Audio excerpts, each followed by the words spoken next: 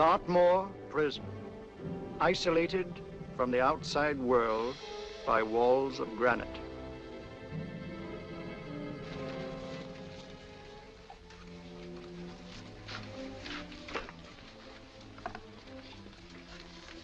They say you could get out of here by merely telling what you know.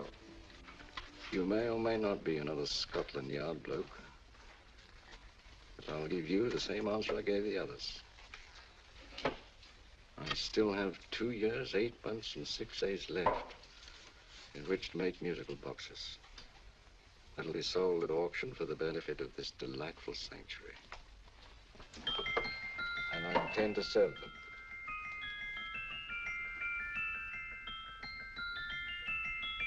Move along. And now we come to the next object on our list, or I should say objects, because there are 3 of them. Now, ladies and gentlemen, these can be bought together or separately. Now, these beautiful little musical boxes only arrived this morning, and I didn't intend to put them on the auction block until later, but I'm going to sell them now. So, good friends, as our old pal Mark Antony used to say, lend me your ears. And what do you hear? Right. The beautiful tinkle tinkle of the musical box. What a lovely trinket. What a beautiful gift. Created and made by loving hands. A thing of beauty and utility.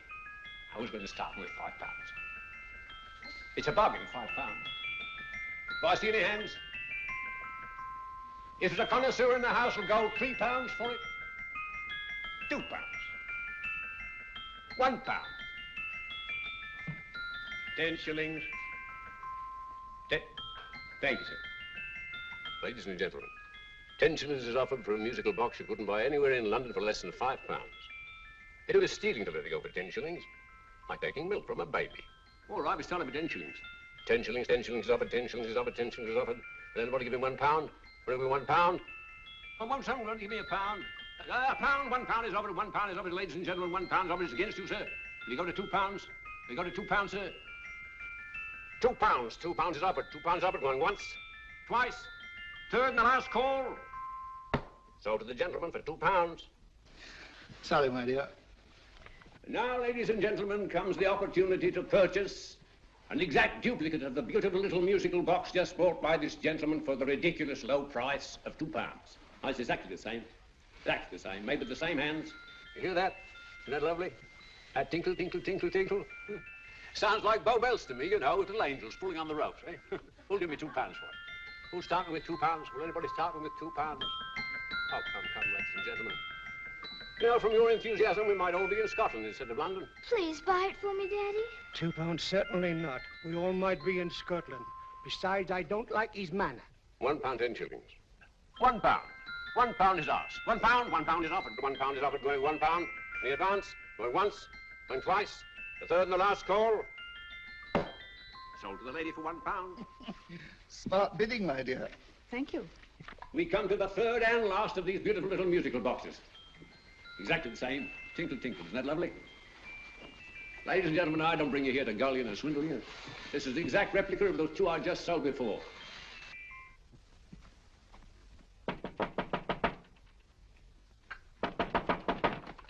We're closed. But this is extremely important.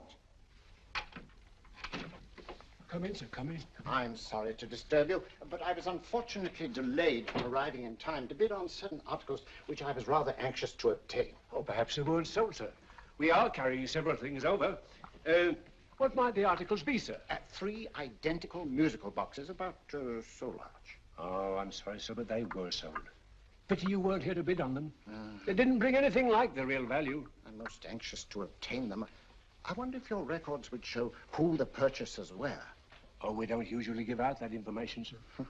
For certain, shall we say, sentimental reasons, I'm most anxious to get in touch with the purchasers.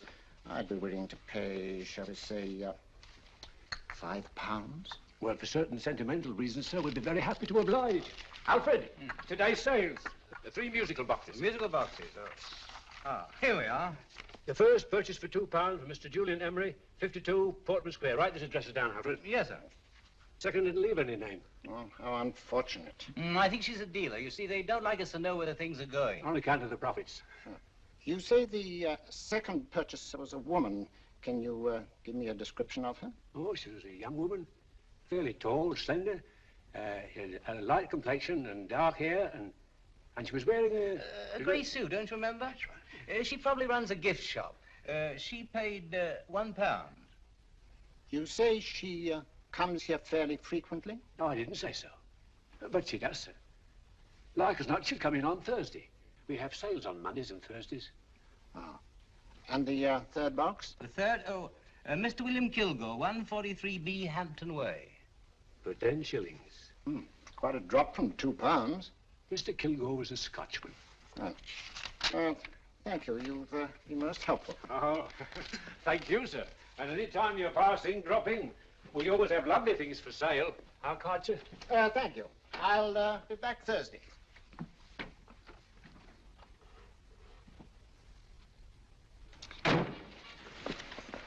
The message reached us too late. Musical boxes are being sold. Well, let's get out of here.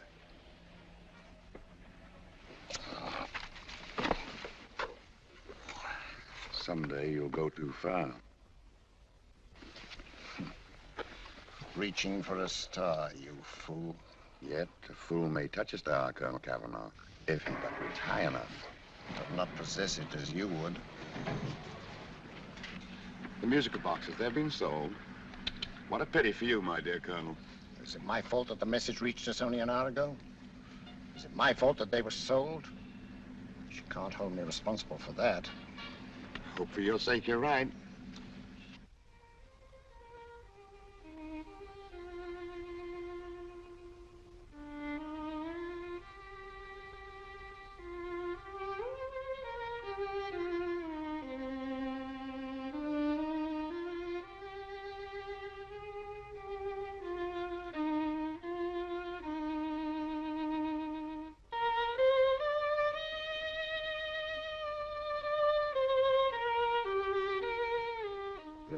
Upon you tonight at 7:45, a gentleman who desires to consult you upon a matter of the very deepest moment. Remember that letter, Holmes? It was written over 2 years ago. An interesting case, devilishly interesting. Irene Adler. What a striking-looking woman from the brief glance I had of her. Seems only yesterday. What charm. What poise, and what a mind.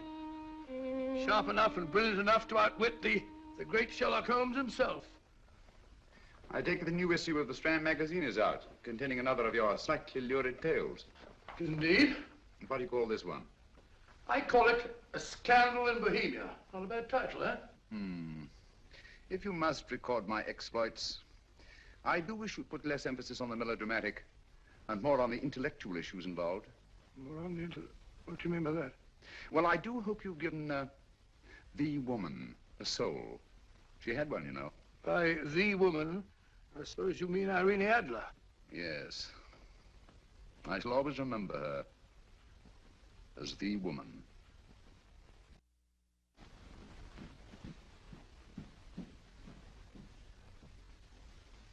Come in. Hey, Stinky. That's him, old boy. How are you? How are you, old boy? I haven't seen you for years. I want you to meet my old friend Sherlock Holmes. Holmes, this is Stinky. In other words, Julian Emery. How do you do, Mr. Emery? Watson has often spoken of you. Oh, has he? Yes, we were at school together. It's more years ago than I care to remember, but you didn't come in here just to remind me of that. No, I just happened to be in the neighborhood and saw your lights burning, so I took the liberty of looking you up. Still writing your mystery stuff? Yes, there's a new one out this week. Good, I never miss them. Oh, good, thanks. I say that bandage makes you look very interesting. Still poking your nose into other people's business as usual? Who hit you? I haven't the foggiest notion. Somebody knocked me on the head in my own living room, and then proceeded to commit the most idiotic burglary you ever heard of. Fellow must have been balmy as a coot. Balmy? Why? Come sit down, old boy. Thanks. Would you like a cup of tea? Huh? Oh, all right. I'll go and tell Mrs. Hudson about it. Why do you say the robbery was idiotic, Mr. Emery? Oh, simply from the fact that with about £5,000 worth of musical boxes in my living room, the thief, who I caught in the act, made off with one that isn't even worth £5. I gather you're a collector of musical boxes. Yes, I am indeed. Some of them are very beautiful, but not the one that was stolen. The thief evidently grabbed the first thing that came to his hand when he heard me coming into the room. Still, it's rather odd, isn't it, that having disposed of you, he didn't pick up something more valuable. Was there anything unusual about the stolen box? No, nothing at all. No, I picked it up in the south of France, several years ago. You say you have many valuable music boxes, and yet the thief made off with one that isn't worth £5. Sounds like rather an intriguing little problem. Yes, well, I take it that he was just an ordinary petty thief and didn't know the value. That is a possible explanation, and yet I venture to say that the average petty thief has a more extensive knowledge of the value of objets d'art than the average collector. Well, anyway, that's Scotland Yard's theory. They didn't get very excited about it. That's consistent anyway. I wonder if I might see your collection, Mr. Emery. Oh, of course you could, yes. Nothing a collector likes more than showing off his trophies. When would it suit you? No time like the present. Good. My place is just round in Portman Square. Shall we? Yes, right. Hello? Where are you going? Stinky hasn't had his tea yet. Oh, I'm sorry. We're going round to my place, where I'm going to give you something better than tea. Now, this one was made for Louis XV, and is one of the very few still in existence from that period, and a particularly fine specimen at that. Charming, isn't it? Quite. It all sounded to me like a lot of mice running about on a tin roof. I'm afraid you have no ear for music, Watson. Give me a good old band playing a rousing march. You have all your silly little tweets.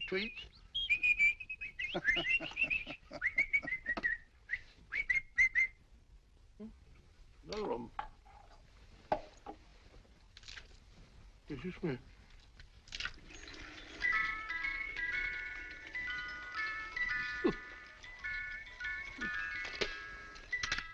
Stupid thing.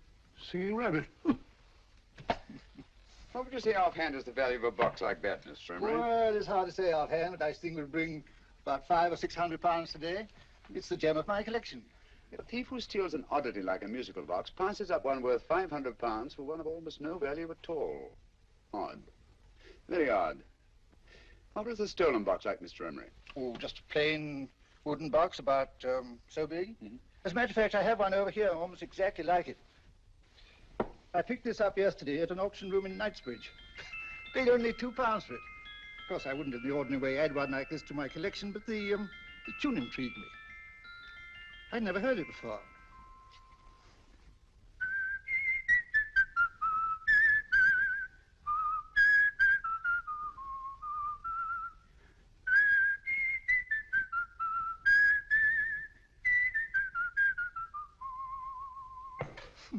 You have a remarkable ear for music, Holmes. Rather an unusual melody. Sit down, Will.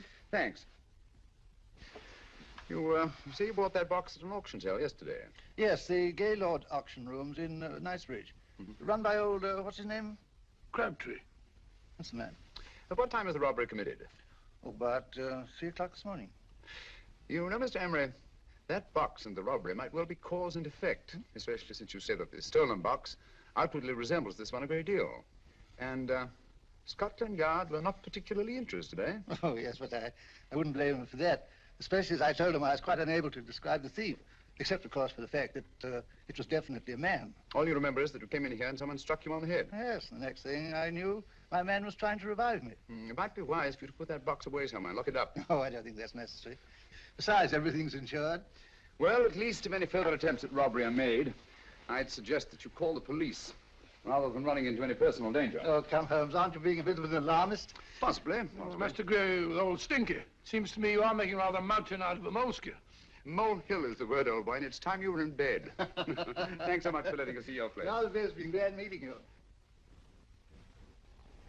Holmes, I can't understand why you were so mysterious. Seems to me the petty thief explanation was the only sensible one. Really? I can't see how you can believe it was anything else. I didn't say I believed it to be anything else. The petty thief theory is the obvious one, I grant you. However, it's often a mistake to accept something as true merely because it's obvious. The truth is only arrived at by the painstaking process of eliminating the untrue. We are not able to do that in this case without further data. Rubbish, you're pulling my leg. You're trying to turn a tuppenny halfpenny robbery into an international plot. No, I'm not. I just hope that your friend Stinky is a little more cautious in the future, just in case.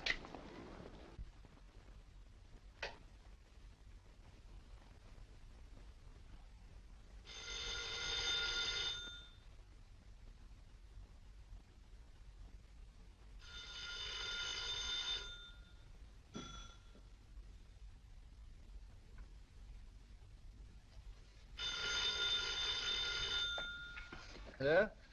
Yeah? Julian Emery here. Who?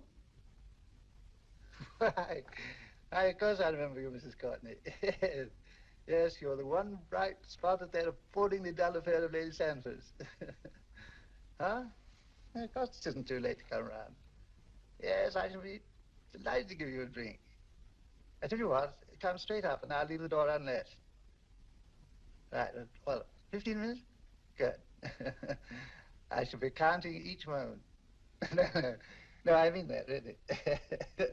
Right, goodbye.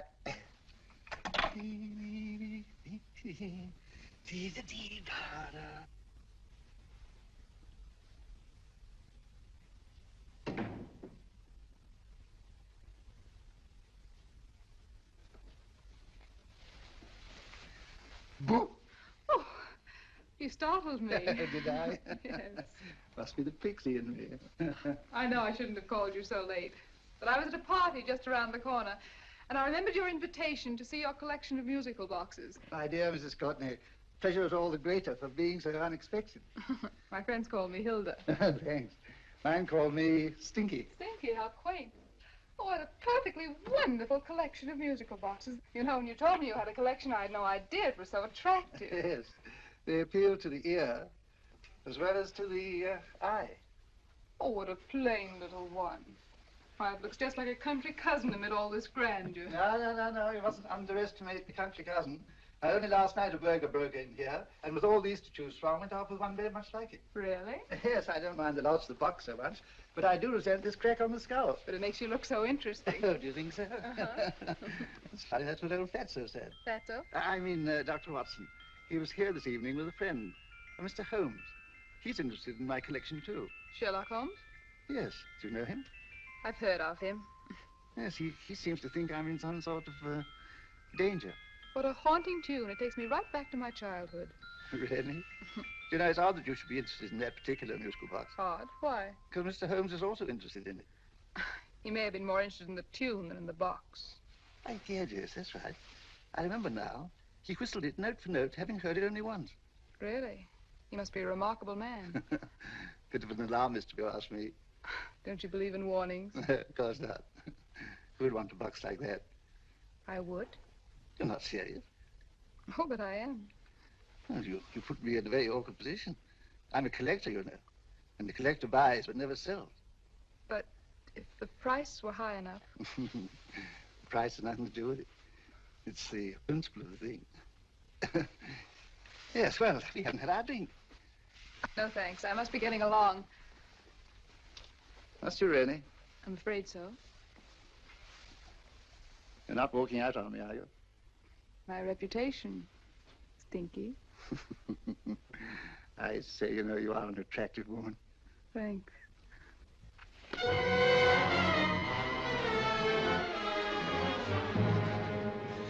You fool. I told you to wait outside. What did you have to kill him for? All I had to do was walk out with this. He held you in his arms. Don't touch him. Don't touch anything. Now get out. I'm sorry. You're sorry. What about me? This is murder. What about Scotland Yard? What about Sherlock Holmes? Now get out!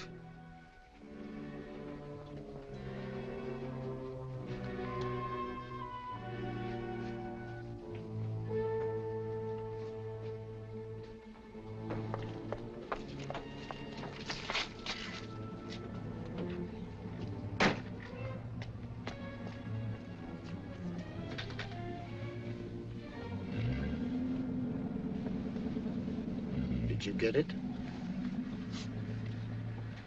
Good. Did you have any trouble with him? Just a matter of murder. Ah, Mr. Holmes. Hopkins. Thanks for coming so promptly. Inspector Lestrade suggested that I call through to you. Mr. Emery was the client of Mr. Holmes, Inspector. Indeed. You didn't mention that when I telephoned you, Mr. Holmes. Well, not exactly a client, Inspector. Sergeant Thompson? He was killed between the hours of 11 and 2 o'clock this morning, Mr. Holmes. Must have been someone he knew, someone of whom he had no suspicion. Poor old Stinky. It's all my fault. I should have prevented this. Well, there's no time to start talking about that now, Doctor. Apparently it's gone. That's the second attempt on the musical box that Emery bought at the auction sale. And this time it was successful. But that box was only worth £2. It was worth a man's life, Watson. I think we'd better pay a visit to Gaylord's auction room and that fellow Crabtree. Inspector, may I suggest that you make a complete search of this flat for a small, plain, musical box about that size? Thank you. Come on, Watson. You say the first box went to Mr. Julian Emery. The second to Mr. Kilgore, 143B Hampton Way. And the third to the unidentified young lady who presumably has a shop and lives near Golders Green. That's right, Mr. Holmes. Isn't it rather strange, Mr. Crabtree, that you should have had 3 identical musical boxes all playing the same tune? Where'd they come from? Dartmoor Prison. Dartmoor? Yeah, we get a regular shipment from there every month. The inmates manufacture them. Well, they make all kinds of things, you know, pipe racks, wastepaper baskets, musical boxes. Did you happen to notice if anyone showed any particular interest during the auction in the purchasers of these 3 boxes? Oh, come now, Mr. Crabtree. This is very literally a matter of life and death.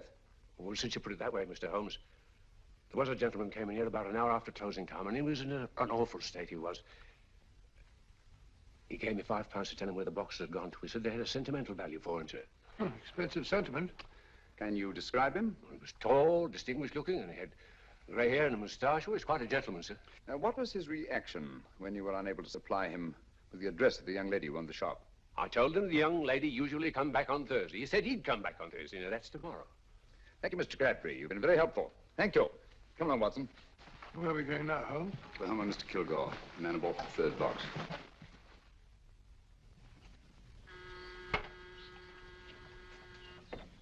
But hang it all, Holmes, how do you know those other 2 musical boxes are of any importance? I don't, but I certainly have no intention of waiting until the owners are murdered to find out.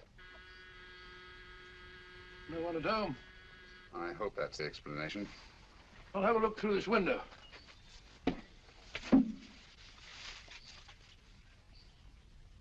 Doesn't seem to be anyone there. The whole place seems deserted as far as I can see. Yes. Mr. and Mrs. Kilgore at home? No. When do you expect them? Oh, in an hour or so. There's no use you're hanging about. They don't buy nothing from peddlers. Peddlers? My good woman, this is Mr. Sherlock Holmes. Sherlock Holmes? Oh, go on. Do you mind if we come in and wait? My business is rather urgent. Well, I've got to go out and do my shopping. And I don't know as Mrs. Kilgore like any strangers nosing about. Quite all right, I assure you. Well, I've got to be off. You two wait in the parlor. And no smoking either. Mrs. Kilgore says it smells up the house. Funny old girl, Holmes.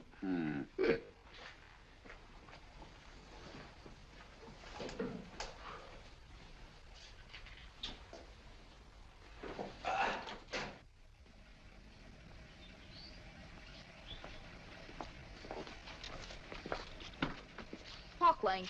Park Lane? And what would the likes of you be doing in Park Lane? Now, don't worry about the fair, Ducky. If you knows how to get to Park Lane, up it.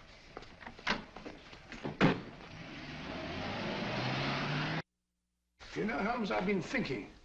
There must have been something hidden in that box of old Stinky's. Stolen jewelry, possibly. What's up, Holmes? Listen. What's just the steam in the water pipes?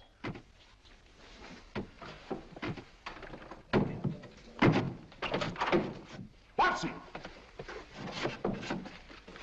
Great Scott! Come on, Holmes. Get on the chair here. All right, my dear. There. Now, don't worry. It's all over. There you are, dear. Don't cry anymore. She tied me up and shut me in the cupboard. I know. She won't come back. Did you show her your new musical box? Yes, she said she wanted to hear it play, and as soon as I showed it to her, she grabbed hold of No, I it. know. Now, don't worry. We'll buy you a new musical box. Yes, my dear, the best one in London. Watson. Oh, what a fool I've been. What do you mean, Holmes? She took the musical box out of this house in that market basket, right under our very noses. Why could the Kilgore charwoman want to take the music box? She isn't the Kilgore charwoman. She's a consummate actress. An extremely clever, unscrupulous woman who will stop at nothing. Take care of the child, will you, Wolf, till our parents get back. Explain everything to them. Of course I will. But, Holmes, where are you going? Somewhere, somehow, I must get to the young lady who bought that 3rd musical box before our opponents find out. I only hope that I won't be too late. Oh, no. No. darling, you mustn't cry anymore. Now, cheer up. Would you like to hear old Uncle make a noise like a duck?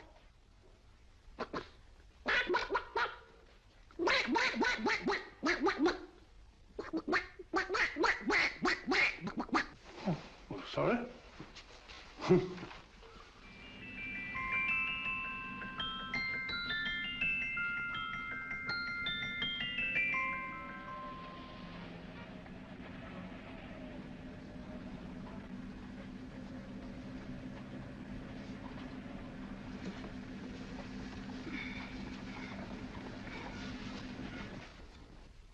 And now, ladies and gentlemen, how much am I offered for this beautiful lace Dresden china figurine?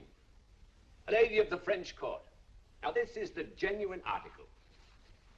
What a beautiful ornament for your mantelpiece. Or you could use it as a centerpiece on the dining room table. Now, will somebody start me for £10? Will somebody start me for £10? £8? £7? All right, £5 is offered, £5 is offered, £5 is offered, £5.10, £5.15, £5.15. £6 is offered, £6, going once, going twice. The third and the last call will be all done. Sold to the lady from Twickenham for £6. Next, we have a real museum piece, ladies and gentlemen. A fine 19th century doll. The costume an exact replica of the holiday clothes worn by the Hungarian peasant women. Now, ladies and gentlemen, an article like this will cost you from £15 to £20 in a West End shop. I'm not going to ask you anything like that. We'll give me £2 for it. £2. Anybody offer me £2? £2 for the Hungarian? £2? £1. What? Anybody give me £1? Anybody offer me £1 for the doll? £1 is offered, ladies and gentlemen. £1 is offered. Now, I'm not going to waste your valuable time or mine in trying to get one half of what this beautiful doll is worth. If the young lady can steal it for £1, that's her good fortune. So it's going once, it's going twice, the third and last call. Any more? Sold to the young lady for £1. And now, ladies and gentlemen, may I draw your attention to something which may be a great surprise to you, worthy of any collection. The only other one like it is in the British Museum. It's a Ming vase of the 7th dynasty. This vase lay in a large collection somewhere outside Rome for over 2 centuries, I understand. It was discovered there by the noted antiquarian, Sir Andrew Coppleston. Now, some of you may remember Sir Andrew Coppleston. Besides being a noted traveller and antiquarian, he's also a gentleman rider. A girl with a parcel in her hands, that's her. Are you sure that's the girl? Well, she fits perfectly the auctioneer's description. Follow her, Hamid.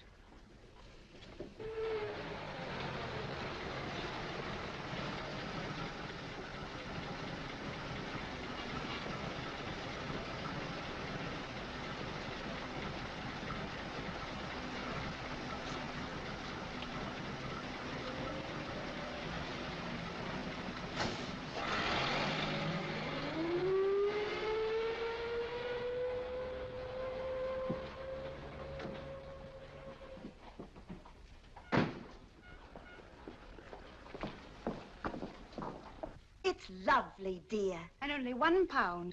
We can get at least 3 for it. Easily. I'll go make some tea. I could do with a cup. Right. Good afternoon. Good afternoon. I'm looking for a birthday gift for a 7-year-old girl. What would you suggest? We have some lovely dolls. Now, this Hungarian I think peasant- she has enough dolls already. Books are always welcome. Well, I'm looking for something a little different. Oh, that's rather cute. What is it? Oh, that's a musical box. Children always love them. And this is an exceptionally nice one. It plays many tunes.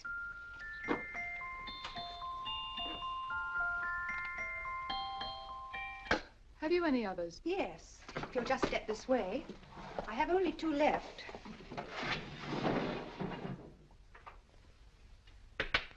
Oh, nice.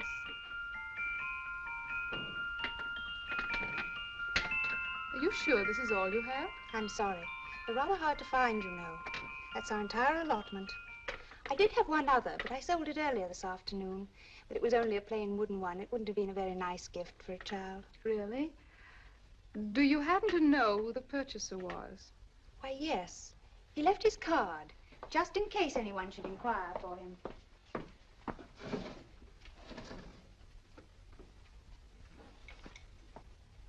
How interesting. I'm sorry, but I'm afraid I'll have to look a bit further. Thank you anyway. Good afternoon. Thank you.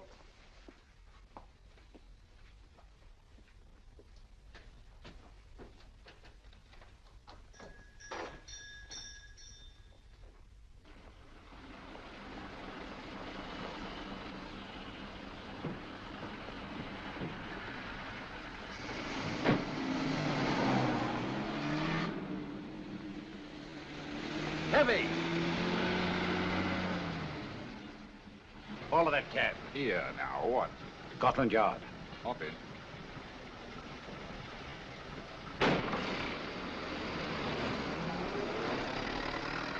Sherlock Holmes. I might have known. We thought we were the hunters, instead of which we're the hunted. We've been fools. We played right into his hands. Of course. He's had us followed. Don't look. The man in front of the toy shop. Hamid, turn sharp right at the next corner and again at the next.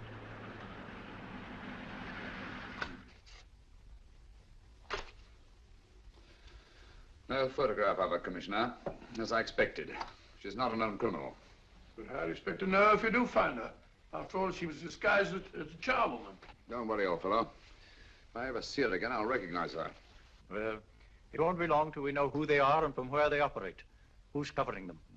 Sergeant Thompson's following them, sir. They won't get away from him. He's a good man. We could have arrested them at Clifford's toy shop if we had any proof. But we know that they killed Emery. Proof, my dear fellow. We must have proof. We have x-rayed it, sir. There's nothing whatever concealed in the box. We'll have a look at the plates.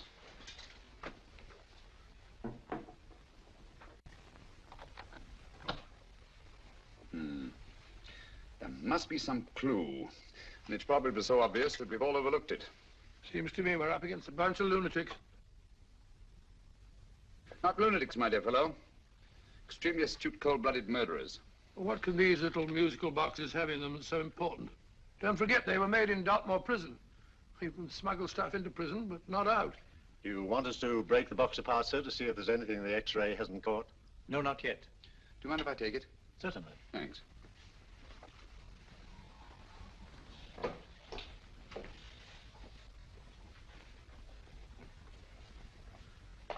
The governor of Dartmoor Prison informed us, sir, in answer to Mr. Holmes' question, that all three musical boxes were made by the same convict, John Davidson, serving a 7-year term, sir. Davidson? The Bank of England plates. That'll be all. Yes, sir. Now we're getting somewhere. Wait a minute. How did you know about the plates, Mr. Holmes? I'm a student of crime, Inspector. I make it my business to know about such things. And when the name of Davidson was mentioned... Well, who is this fellow Davidson? As long as Mr. Holmes seems to know all about it already, I suppose there's no harm in telling you. 2 years ago in London, there occurred a robbery of such tremendous importance, although the stolen articles themselves have no intrinsic value whatsoever, that the Home Secretary was instrumental in seeing that not a word of it appeared in any newspaper. But you never told me anything about this, Holmes. You were away at the time. Articles of no intrinsic value and yet of such importance? I don't understand. Davidson was apprehended within 15 minutes of committing the theft. But by that time, he'd hidden the articles in question and they've yet to be found. Before going further, Dr. Watson, I must inform you that this matter's not to be mentioned outside of this room. Of course not. Do I look like a man who'd gossip? Let's not go into that now, old fellow, shall we? Davidson had been employed for years in a position of extreme trust by the engravings department of the Bank of England. The articles he stole were nothing less than a complete duplicate set of plates for printing £5 notes. What? The Bank of England's own plates? Precisely. And with those plates, a gang of crooks could flood England with £5 notes, not forged in the usual sense of the word, but notes undetectable from genuine Bank of England notes in any way whatsoever. Good heavens. Any whisper at all might have resulted in enormous damage in shaking public confidence in the Treasury. We tried everything after we arrested Davidson. Offered him a shorter sentence if he'd tell us where he'd hidden the plates. Why, we even put in Scotland Yard men with him as cellmates, but no results. Obviously, Davidson is a man of strong character and infinite patience. Yet suddenly he feels impelled to smuggle out the secret of the hiding place of the plates to his confederates. Why? I don't understand, Mr. Holmes. Well, for example, has the Bank of England made any plans to radically change the design of the £5 note so that in, say, 7 years from now, notes made from the stolen plates would be worthless? Confidentially, Mr. Holmes, such a move was discussed. But replacing all the £5 notes in circulation would be such a Herculean task that nothing's been done about it as yet. I see. Of course, there is another possible explanation.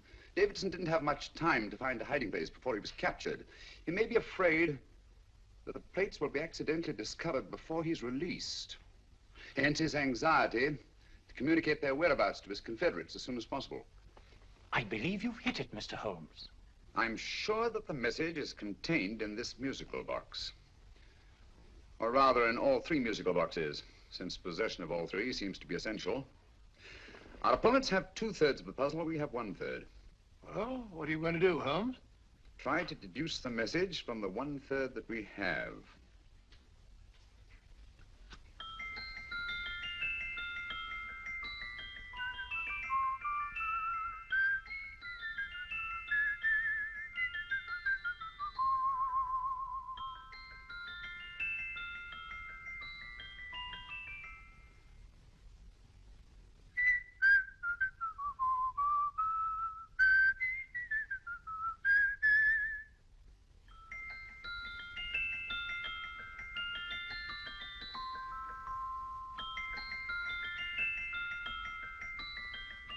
It's the same tune as the one played by Emery's musical box.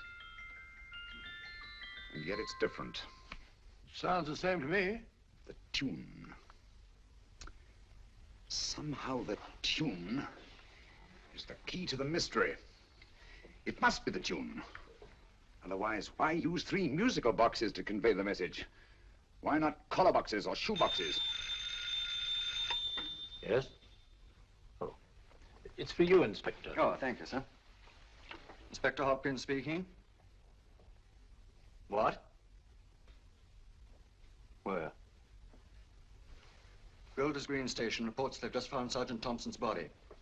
From the tire marks on his clothes, he was apparently run over by a taxi. What an unfortunate accident. Not an accident, my dear fellow. I'm afraid it's murder.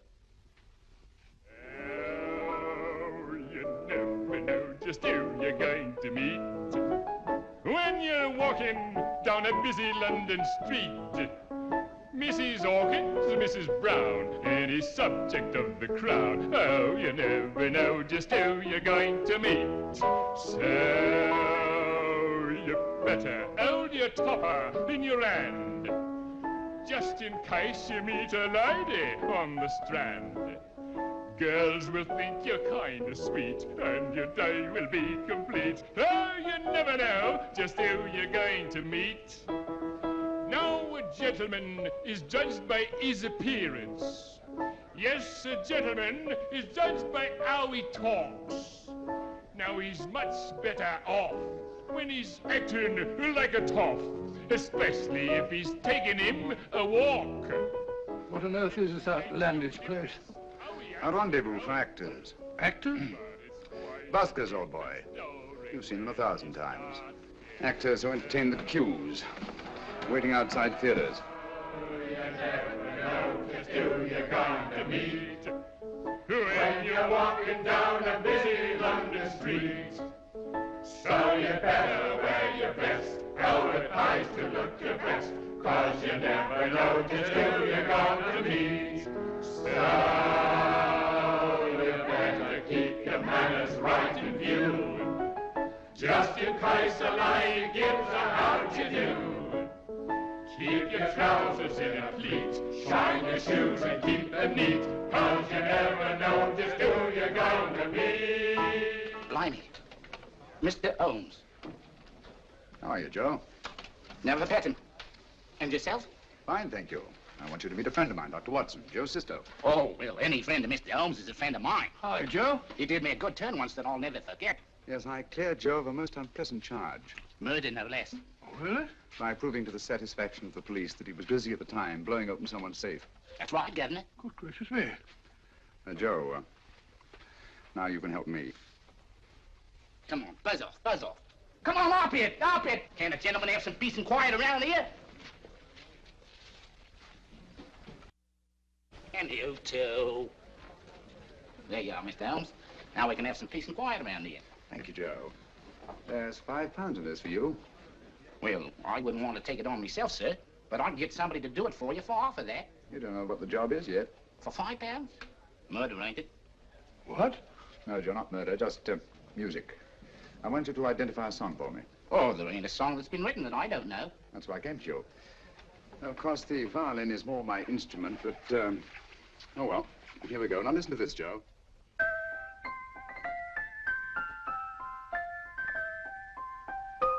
Wait a minute. You're playing that wrong. That should be E natural, not E flat.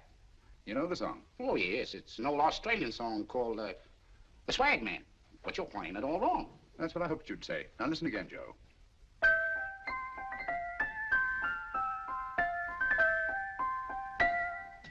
That's the same tune, all right, but you're making different mistakes than you did the first time.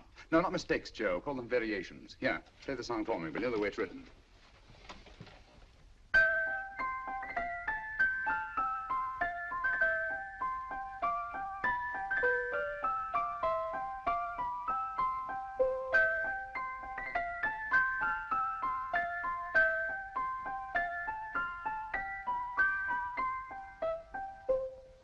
There you are. Thank you, Joe. What's it mean, Holmes? Are you onto something? Perhaps. I don't know yet. It's probably a code of some sort. Joe, could you write the song down for me, the way it was originally written? Oh, sure, Mr. Holmes. But it'll take a few minutes. Here, Mabel. Pale ale. Come on, up to it. Along with it.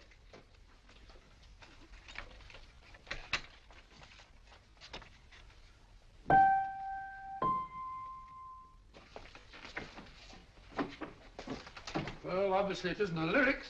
No combination of those words made any sense at all. The variations in the way Emery's musical box played the tune are different from the variations in the one we have. You sure? Quite. You see, I took the trouble to memorize the tune as played by Emery's box that night we were with him in his flat. Holmes, you amaze me. Elementary, my dear fellow. One of the first principles in solving crime is never to disregard anything, no matter how trivial. But why the 3 boxes? Why not 1? Because the message was obviously too long to be conveyed by any one variation. Then there's the 3rd box, the one that woman took from the Kilgores. That contains yet another set of variations. Yes, well, it's all beyond me. Well, all we have to do now is to find the secret of the variations. Not a very easy problem to solve, my dear fellow. Hello. What's up? We've had company.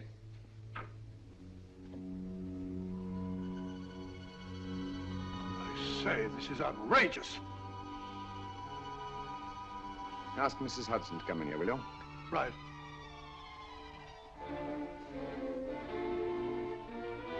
Mrs. Hudson? Yes? Oh, there you are. Will you come up here at once, please? Oh, coming, sir.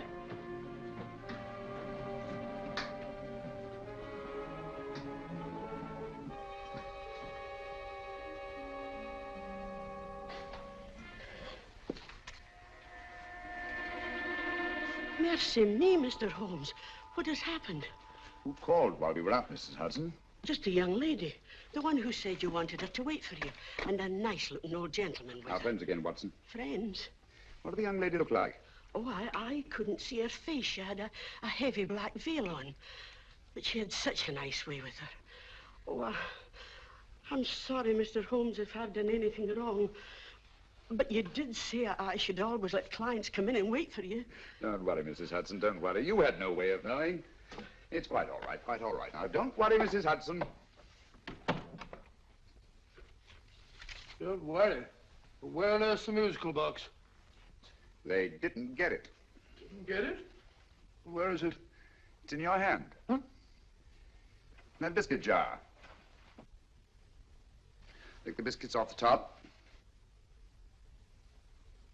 Now put your hand inside, and you'll find the music box. Well done, Holmes. Well done. Amazing.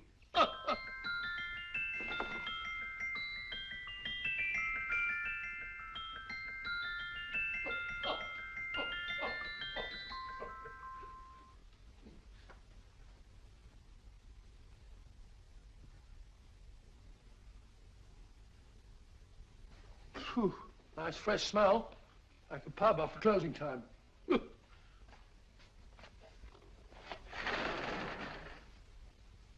I say, Holmes, What? it's morning. Allow me to congratulate you on a brilliant bit of deduction.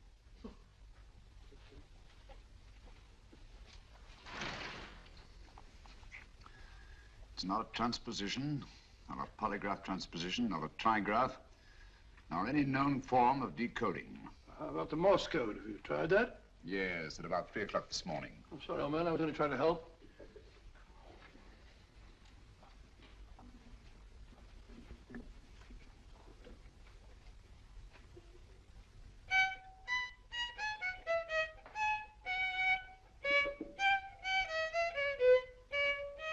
Oh, do me a favor. Not again. Must have heard that thing 1,000 times. Kept me awake all night.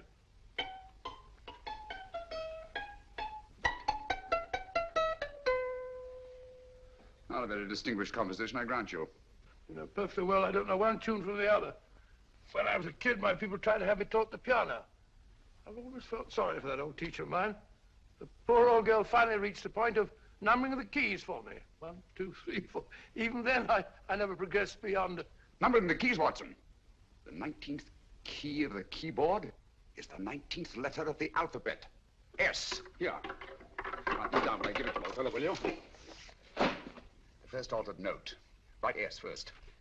Now, the 8th key is H.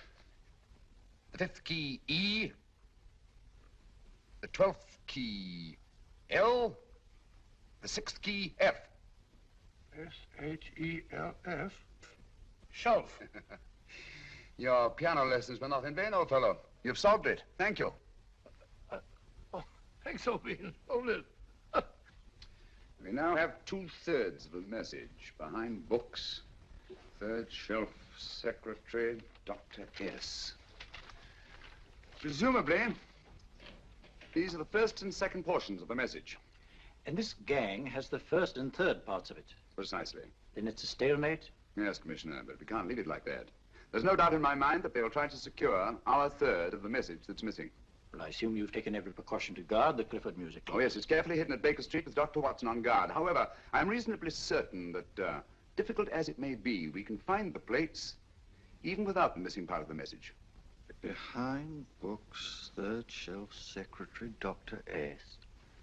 Well, outside of the fact that Davidson hid the Bank of England plate somewhere in London, Mr. Holmes, I don't see that we've progressed at all. Allow me to point out to you, sir, the key words, Dr. S. It looks as if the plates were hidden in the house of the doctor. Whether S stands for his first or last initial remains to be determined by a process of elimination. Well, there must be 10,000 doctors in London with S for a first or last initial. Precisely. And every one of them will have to be questioned in person. That's why I say this is a task for Scotland Yard. It's a task, all right. But Scotland Yard has searched worse haystacks and found the needle. Well, for the time being, I'll leave the matter in your hands, gentlemen. We'll call you if and when we get a lead on our mysterious Dr. S. Thank you. In the meantime, I intend to follow up a little clue concerning a cigarette.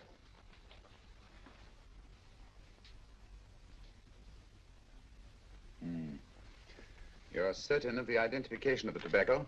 Absolutely. I have made up this special blend for only 3 customers. It is almost pure Egyptian, with admixture of latakia for added body, and a pinch of perique. Merely a whisper, as one might say, for elusive fragrance. Yes, yes. And the 3 customers? Major Wilson in Bombay, India. Mrs. Catherine Leamington Smith in Ireland. Yes, and the 3rd? Mrs. Hilda Courtney of Park Mansions, Bryanston Square. Thank you. Thank you very much. You've been most helpful. It is a pleasure to have been of service, Mr. Holmes.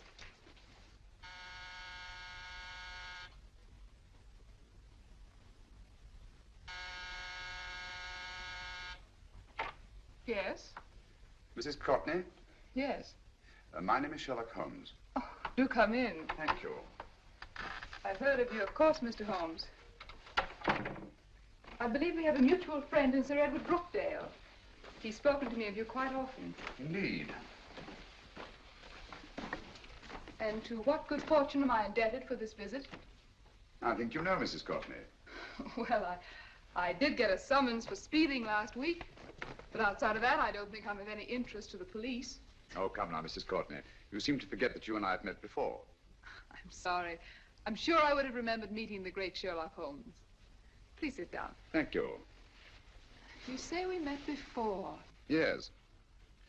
At the home of Mr. and Mrs. Kilgore, 143B Hampton Road. Kilgore? I don't think I know anyone of that name. Well, I didn't say you knew them. As a matter of fact, you called on them when they were out. I don't understand, Mr. Holmes. Really? You were dressed rather differently. Indeed. Cigarette? Thank you.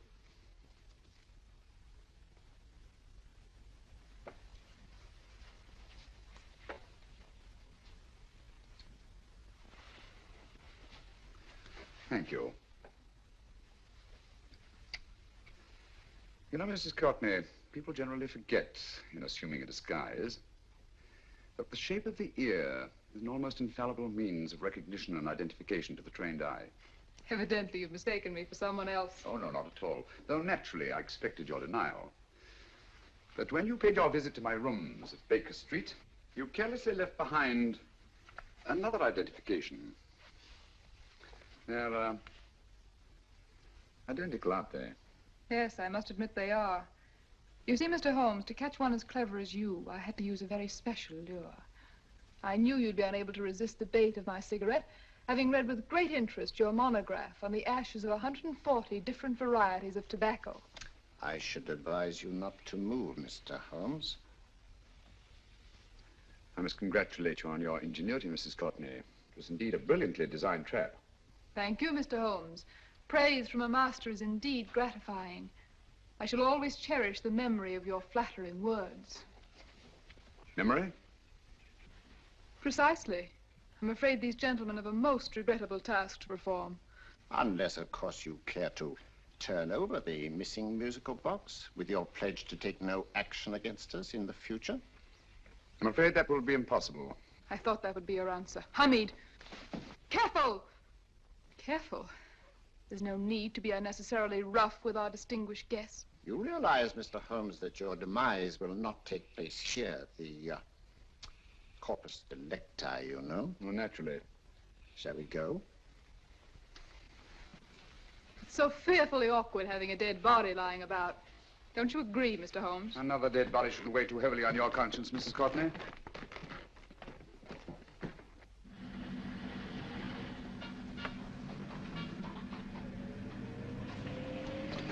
Do you mind if I have a cigarette? Don't see why not.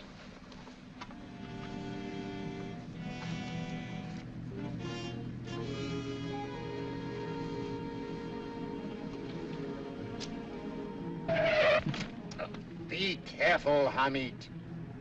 It's the brakes, they bind. Thank you, Colonel Kavanagh. It's very considerate of you.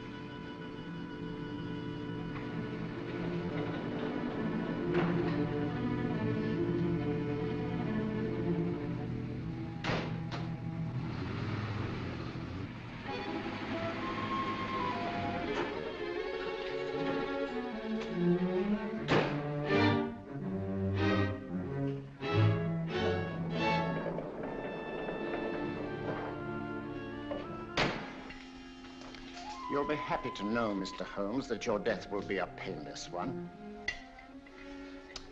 Hamid, attach this to the motor of the taxi. That little attachment, my dear Mr. Holmes, contains the deadly fluid known as monosulfide.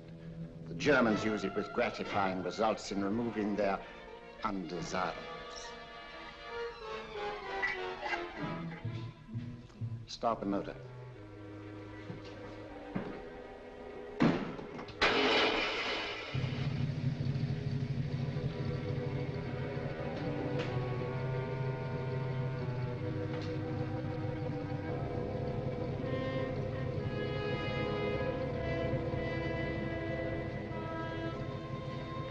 Tape his mouth.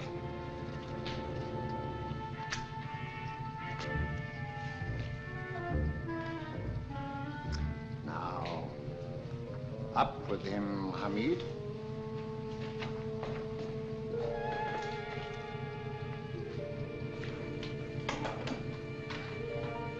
You find yourself like Muhammad's coffin, Mr. Holmes, suspended between heaven and earth.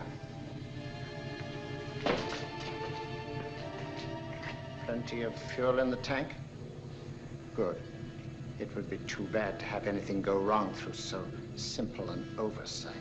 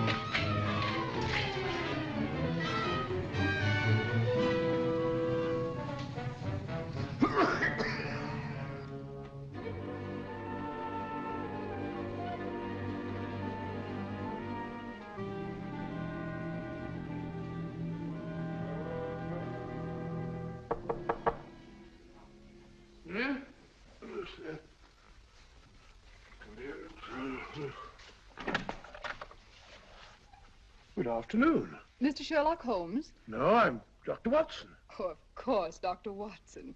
How stupid of me. Oh, so, this is stupid of me. Won't you come in? Well, I really came to see Mr. Holmes. Oh, I'm afraid he's out. I don't know when he'll be back. Perhaps there's something I can do. Won't you sit down? Thank you. You know, Sherlock Holmes and I have been engaged on a great many cases. Oh, really? Yes, indeed. As a matter of fact, this very moment, we're involved in one of the most baffling... Oh, well, won't you tell me your trouble, and I may be able to help you. It's very kind of you, Dr. Watson. Perhaps if I wouldn't be imposing too much. Imposing? Oh, there's no imposition. No imposition at all. A pleasure, I assure you. Now, tell me all about it, Miss Williams. Mrs. Williams. I live in Surrey, Dr. Watson, and I've come up to London in sheer desperation. My only sister has disappeared, and the local police seem utterly unable to find her. Well, Holmes and I solved a case exactly like that once. Very interesting, as far as I remember.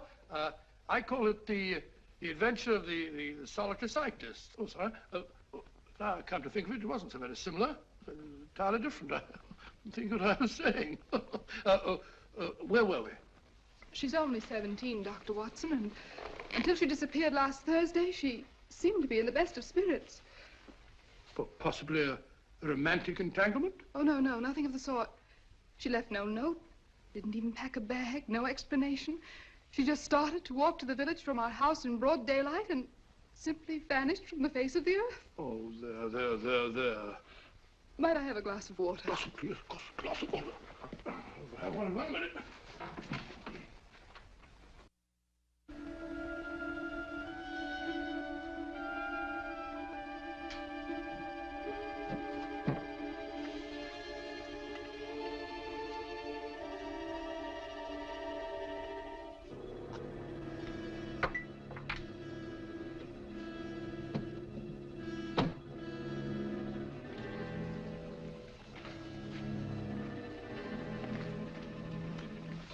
There you are, my dear. Thank you, Dr. Watson. No, you're not to cry anymore. You must pull yourself together. Oh, I feel much better already knowing that you're going to help me. Oh, Dr. Watson, look! Good heavens! Oh. Get through the fire brigade, quickly! Haven't you a fire extinguisher? By Jove, we have in the kitchen.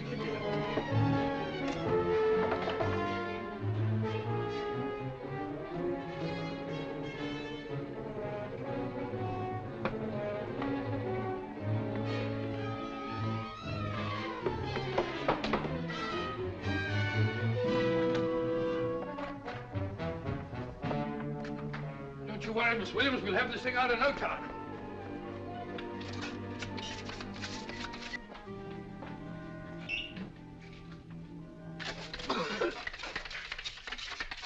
That's got it. Get some air. Well, you see, there was no need for the fire brigade after all. I hope you weren't too frightened, Miss Williams. Oh, gone. What's the trouble with them? They always lose their heads in an emergency. Well, a musical box. Great Scott! Miss Williams!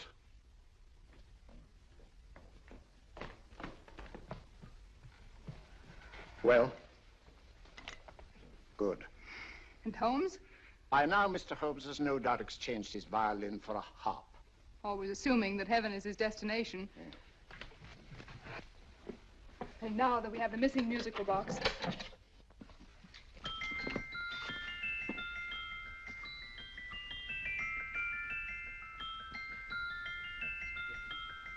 Nineteenth note. 19th letter. Yes. He hasn't been there, you say? Holmes, where on earth have you been? I've been trying to get you at the club, at Scotland Yard, all over London. You were looking for me in the wrong places. Holmes, terrible things happened. I've been duped. That woman, she made a complete fool of me. Well, what do you mean? Well, she came here, let off a smoke bomb. I thought the whole place was on fire, and my first thought was to save the musical box. No need to say any more. She has the box. Yes. Don't blame yourself too much, old fellow. She's an extremely clever antagonist. Smoke bomb, you said? Well, you can console yourself with the thought that your charming friend is at least a reader of yours. What do you mean? If I remember correctly, you wrote about my little experiment with smoke and the cry of fire in a story you entitled A Scandal in Bohemia, which has just appeared in the Strand magazine. All right, old boy. Don't rub it in. Well, it may cheer you up to know that you made a fool of me, too. Ah, that cigarette stub was planted here for one express purpose. We're going to bandaging around this place. Bandaging? What's the matter, Holmes? You hurt? Explanations will have to wait until later. At the moment, we're faced with a problem which I fear is insurmountable. Come over here, old boy, will you? Right. Our opponents are in possession of all three parts of the code. And here are we, while the Bank of England plates pass into their possession. Cheer up, old fellow, cheer up. As Dr. Samuel Johnson once said, there's no problem the mind of man can set that the mind of man cannot solve. What's that, old fellow? I was just quoting Dr. Samuel Johnson. He said there is Thank you, Watson. Thank you. Hmm? Leaving the front reception room, we come into the main hall, where Dr. Johnson was in the habit of passing through to have his meager meals in the dining room opposite, in company with his friend and biographer, James Boswell. We will now pass up the stairway, which remains in its natural wood finish, just as it was when the good doctor was here. The framed etching on the wall is believed to have been presented to Dr. Johnson by the distinguished painter, Sir Joshua Reynolds. I've been told here that picture was given in by Mrs. Thrale, and it's definitely not a Reynolds. Is that important, my dear? Oh, I'm sorry. This way, ladies and gentlemen, please, this way. Move along, children, move along. The secretary's not on this floor. Patience, Hamid. I have a feeling My that... dear Colonel, with Sherlock Holmes out of the way, what could go wrong?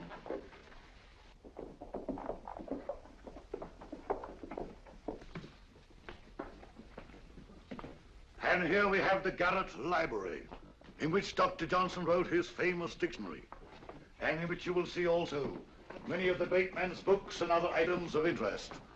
Step forward, ladies and gentlemen, please, step forward. Standing in the corner is the secretary, which contains many of the original works by the literary genius. On this table, Dr. Johnson's cat, Hodge, used to sleep while his master worked. A strange thing about this cat, ladies and gentlemen, was its love of oysters. They do say that the dear doctor often went hungry to find the cat that delicacy. What a pity. Now we will visit the grey room, which is immediately below us, in which you will see the very bed in which Dr. Johnson died. What did he die of? Gout. Just gout. This way, ladies and gentlemen. Mind the steps, please.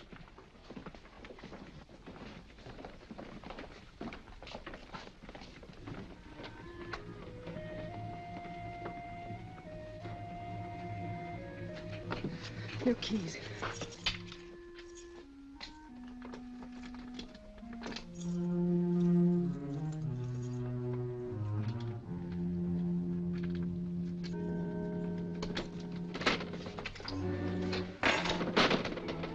Third shelf up.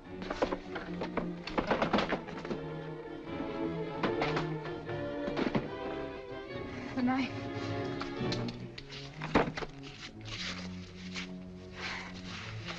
Gentlemen, the Bank of England plates.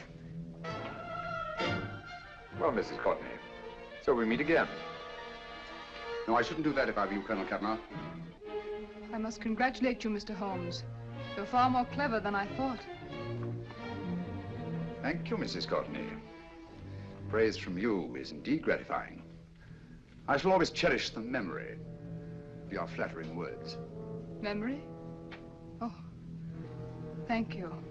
And now I have a most regrettable task to perform.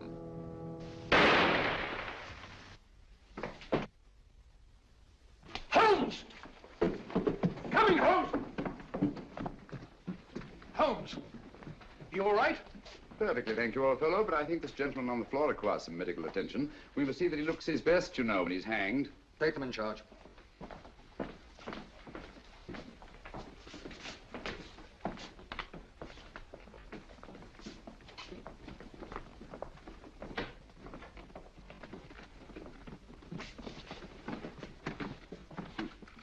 A brilliant antagonist.